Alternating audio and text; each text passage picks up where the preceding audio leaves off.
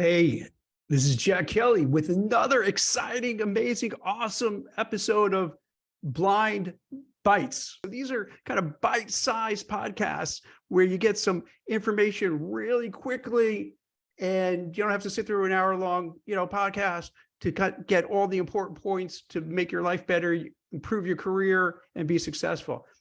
Now, this topic for today, it's how to bounce back after a layoff. So this is it's a very serious topic with thousands. Gosh, like I think the last thing I saw from layoffs FYI, about 145,000 people in the tech space have been downsized.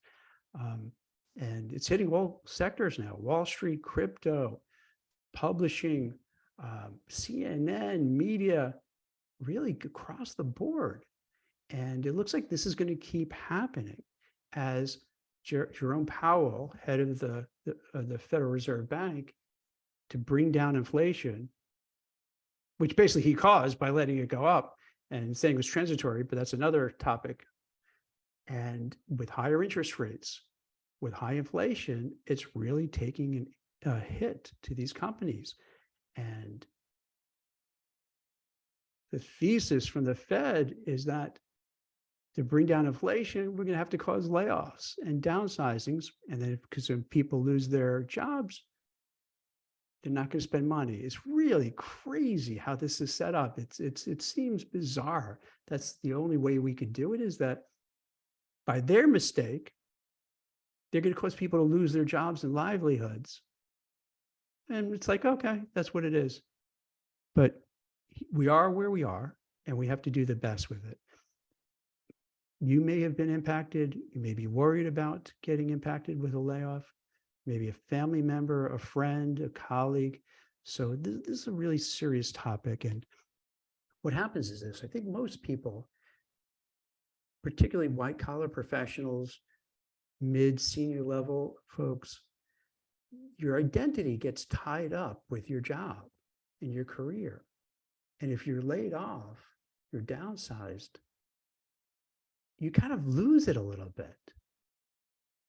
You feel lost. You're doing something for 5, 10, 15, 20 years, and now you're at home, not sure what to do.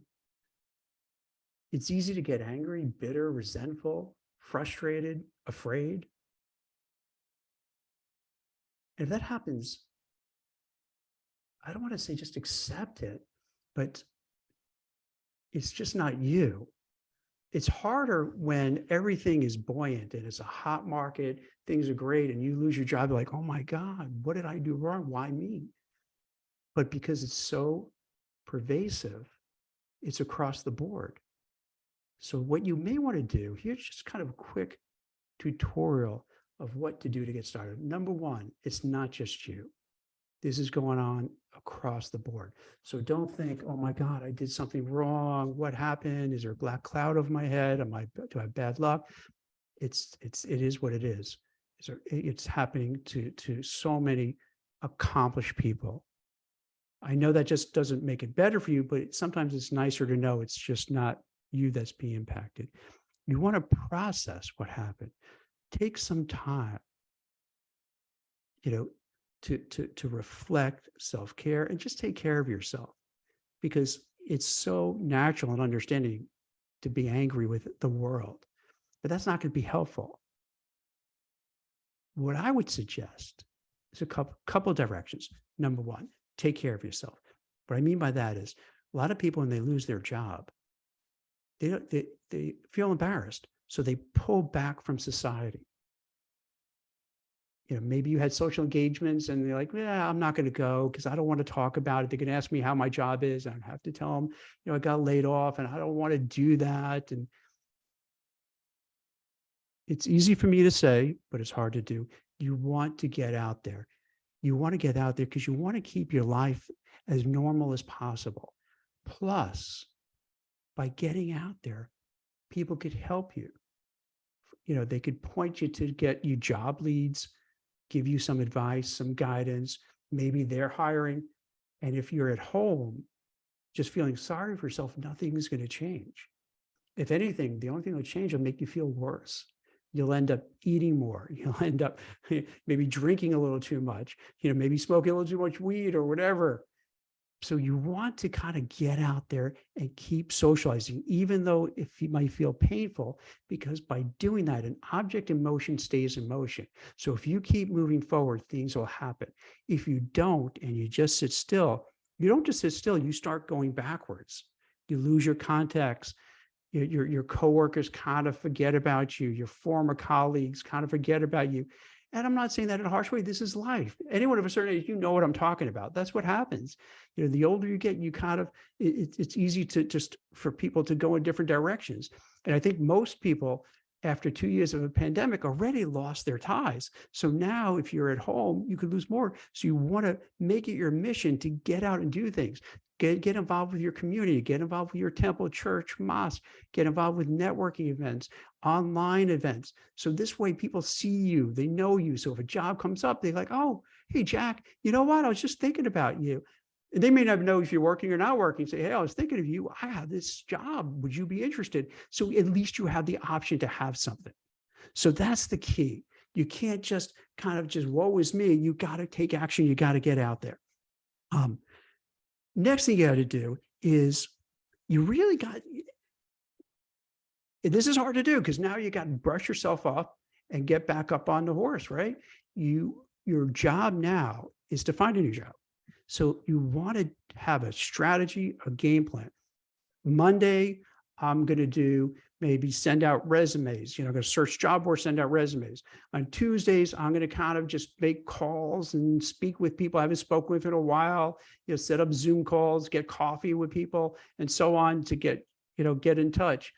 And maybe on Wednesday, I'm going to kind of spruce up my resume, my profile. So this way you have a structured day. Here's what I'm doing.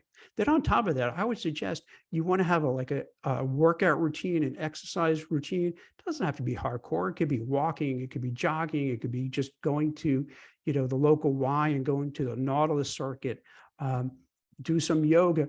And the reason I'm saying that, because you want to make sure you stay mentally, physically, and spiritually healthy, because it's very easy to get despondent and let things fall apart. So you have to take action. So you have that plan, a strategy every day, what you're going to do to find that new job. You also want to make sure that you're going to eat healthily. You're going to take care of yourself in terms of your physical fitness, your mental attitude. If you're really feeling bad, there's no shame in seeking professional help, to speak with a therapist, a psychologist, to speak with family and friends. I mean, because these are serious issues. These are serious things, and you don't want to take them lightly. But what really boils down to is this. This is happening to everybody, and it's going to last for a while.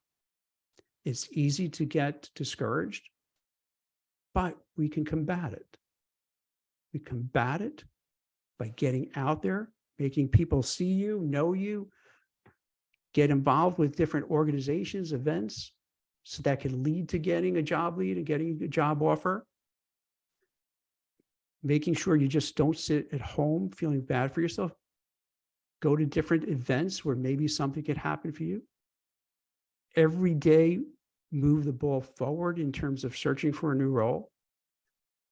Take care of your mental health, emotional health, your well-being. And will it be easy? No, it's going to be challenging. Every day is going to be a little tough. But if you keep doing it every day, it'll get better. And what happens, what I've seen, I could just tell you personally, as an executive recruiter for 25 years, I've seen the highs and lows. And each time when you hit a low, it looks like, oh, this is it, it's all over. But before you know it, it turns around. And I'm not saying it's like it's easy. Trust me, I'm not just trying to kind of say, oh, don't worry about it.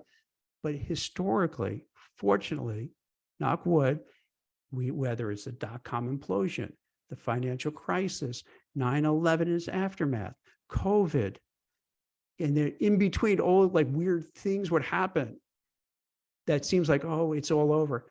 But somehow, some way, here in the US, we find ways to keep getting better and growing and surviving and thriving. So hang in there, stay strong, If you're having challenges, reach out to people. In fact, feel free to reach out to me. You have questions you want to just, or need a sounding board of what to do.